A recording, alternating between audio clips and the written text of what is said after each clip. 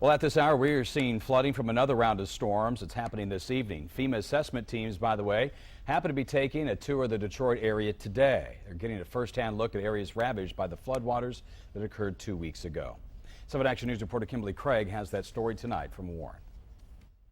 It's been hell, and now the mold is growing. The flood has turned Gretchen Domino's life upside down. Her family forced out of the house and into the backyard where they are now living in an RV. And their frustrations shared by so many written on this sign and on the side of the house. Where's the help? And I'm hoping that someone's going to help clean this basement up or something, rebuild the house. I don't know if it's even possible.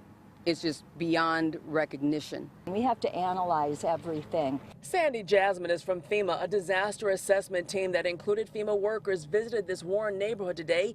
And over the next few days, 6 teams will be visiting neighborhoods recently hit hard by the flooding. The information they gather will help the state work on what's called a federal declaration that could bring financial assistance to people who have lost so much. We're going to be looking at 2 different types of declarations.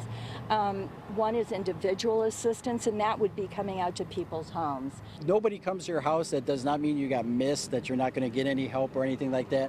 What this is a very dirty, quick process. This is the feds and the state and the locals going out there reaffirming what we learned from the local government to write this report to send up to the White House. Karina and her kids can't even live in the house they were renting. We lost everything. There was over 3 feet of water that went through the whole house. In Gretchen's house, water was coming up from the toilets and drains, but it was a landscaping boulder that the water sent crashing through a basement wall, and there was no stopping the water after that. They're sending money to other countries all the time. What about the local people? It seems like the people in America, they get left out, and they're sending billions and billions of dollars to other countries. Well, Kim has more on this story. She tells us that state officials are encouraging anyone who needs help with the flooding to call 211.